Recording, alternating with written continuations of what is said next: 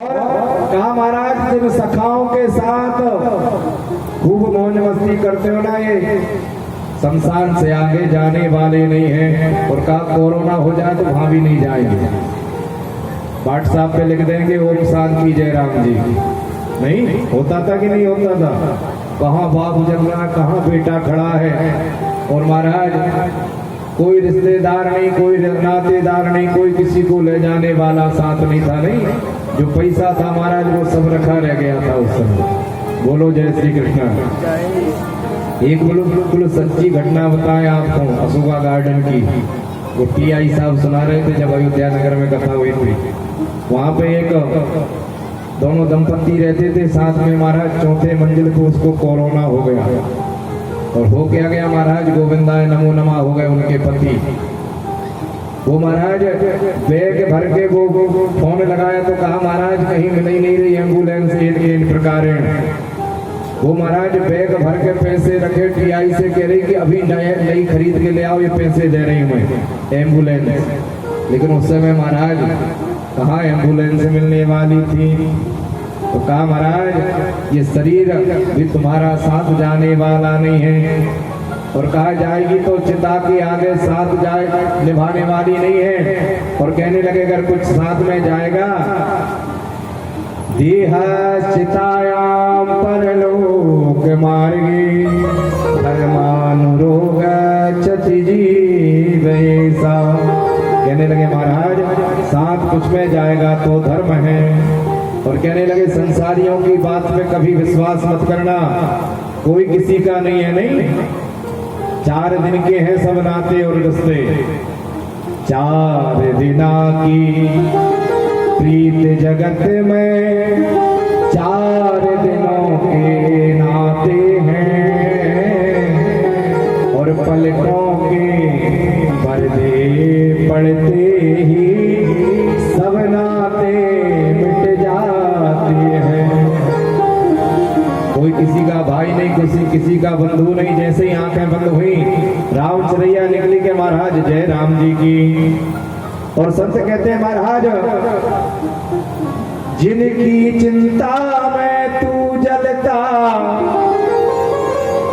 जिनकी चिंता में तू जलता, अब वे ही चिता जलाते हैं। और जिन पर रक्त बहाया जल सम वो ही जल में बहाते हैं। पलकों के पर्दे पड़ते ही सब नाते मिट जाते हैं। कहा महाराज जिनकी चिंता में जलते रहे कि हम नहीं रहेंगे तो बेटा का क्या होगा, बहू का क्या होगा, मेरे साथ मेरा कारोबार कौन संभालेगा। कहा महाराज जलता रहा वही जलने के बाद मरने के बाद को जला तेरी चिता की राख को जल में बहाने लगे। और कहने लगे महाराज घर के स्वामी के जाने पर घर की शुद्धि कराते हैं। तीसरा दिन हुआ कि महाराज रंगाई पुताई घर की चालू हो जाती है, होता है कि नहीं। और पिंड दान कर प्रेत आत्मा से अपना पिंड छुड़ाते हैं। पलकों के पर्दे पड़ते ही सब नाते मिट जाते हैं। पंडित जी से कहते महाराज ऐसा पिंडदान करना कि सदगति मिल जाए। चौथे से 40वें दिन तक हर एक रस्म निभाते हैं।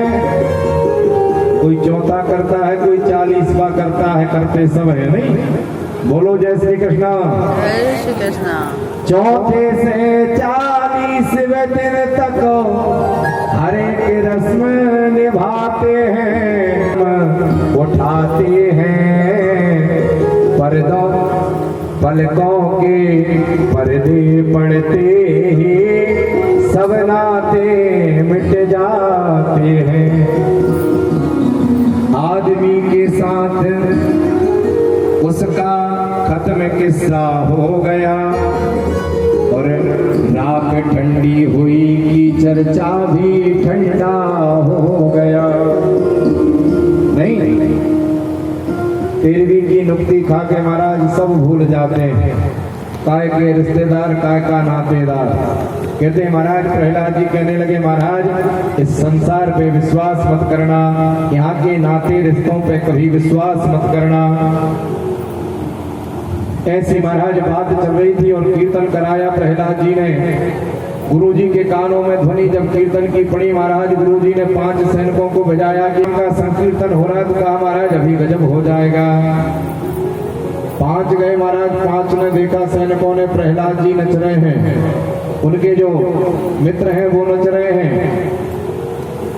लेकिन महाराज कीर्तन बंद नहीं। एक कहने लगा मित्र भैया ये तो बता के जो गुरु जी तुमको पढ़ाए वही हमको पढ़ाए, फिर ये तुम्हें ये सारी शिक्षा तूने कहाँ से ले ली? प्रहलाद जी से कहा।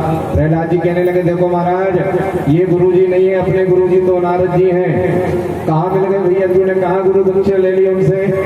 तो कहा देखो जब हम अपनी मैया की कोख में थे ना, गर्भ में थे, तो हमारी मैया को इंद्र पकड़ के ले गए। सोचे हम अपने दुश्मन के बालक को गर्भ में ही विनाश कर दें, ना होगा बांस ना बजेगी बांसुरी।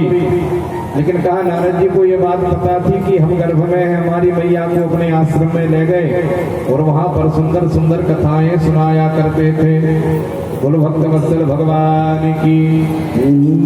देखो भैया ये बात तो विज्ञान भी सिद्ध कर चुका है कि माताओं के गर्भ में जब 7 महीना हो जाए और 7 महीने के बाद जैसा आचरण जैसा व्यवहार माताएं करेंगी वैसा ही बालक करेगा, महाराज गर्भस्थ शिशु करेगा। आजकल के बच्चे मोबाइल कैसा चलाते हैं? चलाते कि नहीं छोटे से? तो देखो, तो कहा महाराज हमारे गुरु तो नारद जी हैं और कीर्तन कराया महाराज, लेकिन आज हिरण्यकश्यपु आया और महाराज हिरण्यकश्यपु भी आकर अगर प्रहलाद जी को पकड़ लेता तो भगवान के नाम का कीर्तन करने लगता, लेकिन पृथ्वी के ऊपर अपनी मुष्टिका का प्रहार किया और जो कीर्तन हो रहा था गुरुकुल में वो बंद हो गया। बोलो भक्त वत्सल भगवान की। प्रहलाद जी को पकड़ लिया महाराज, अपनी तलवार को निकाल लिया और कहा बता तेरा भगवान कहाँ बसता है, तेरा विष्णु कहाँ है? प्रहलाद जी ने कहा कि महाराज उनकी सत्ता तो कण कण में है, तो कहा इस खम्भ में है क्या? बोले कहा महाराज बिल्कुल। और हिरण्यकश्यपु ने अपनी गधा का प्रहार जैसे ही उस खम्भ के ऊपर किया, भगवान अपने भक्त की बात को सिद्ध करने के लिए आज नारायण से नरसिंह बनकर प्रकट हो गए। बोलो नरसिंह भगवान की। भगवान को बहुत क्रोध है महाराज। भगवान ने हिरण्यकश्यपु को अपने जंघाओं के ऊपर डाल लिया और उसके हृदय को विदीर्ण कर दिया, पेट को फाड़ दिया महाराज और आतनियां निकाल कर अपने गले में डाल ली। लेकिन कहा महाराज भगवान का क्रोध अगर शांत ना हो तो मानो इस धरा धाम के ऊपर प्रलय आ जाए। बोलो भक्त वत्सल भगवान की। सूत जी महाराज कहने लगे महाराज नारद जी गए लक्ष्मी से कहने लगे कि भगवान बड़े क्रोधित हो रहे हैं। लक्ष्मी मैया दौड़ी दौड़ी आई और कहने लगी इतना गुस्सा कब से आने लगा, मैं चल के देखती हूँ। और महाराज मैया लक्ष्मी आई और जब भगवान नारायण का ये विकराल रूप देखा तो ऐसी भागी के जाकर सीधी बैकुंठ में ही रुकी। सताया और तेरी रक्षा में आने में मुझको देर हो गई। तो भगवान कहने लगे मांग ले भैया कुछ मुझसे। प्रहलाद जी कहने लगे महाराज ये लोभ नहीं दिखाओ, लालच नहीं दिखाओ, लेकिन कहा कुछ तो मांग ले। प्रहलाद जी कहने लगे भगवान पहली बात तो यह कि मेरे पिता ने आपका अपराध किया था, उनके अपराधों को आप क्षमा कर देना। भगवान को बाद में ये ध्यान आया कि देखो जैसा था तो मेरे भक्त का पिता, और भगवान ने प्रतिज्ञा कर ली कि आज के बाद तेरे खानदान में मैं किसी को मारूंगा ही नहीं। और कहने लगे अब मांग ले, क्या मांगना चाहता है? प्रहलाद जी कहने लगे भगवान मांगने की इच्छा तो नहीं है, लेकिन आप इतनी बार बोल रहे हैं तो कहा भगवान यही वरदान दे दो कि जिंदगी में कभी किसी से कुछ मुझको मांगना ही ना पड़े।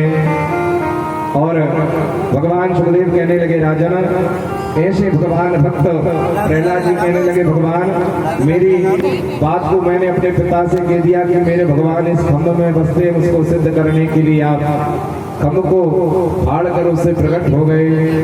भगवान सुखदेव ने कहा, राजन, भगवान ने प्रतिज्ञा कर ली कि आज के बाद तेरे खानदान में किसी को नहीं मारूंगा। गजेंद्र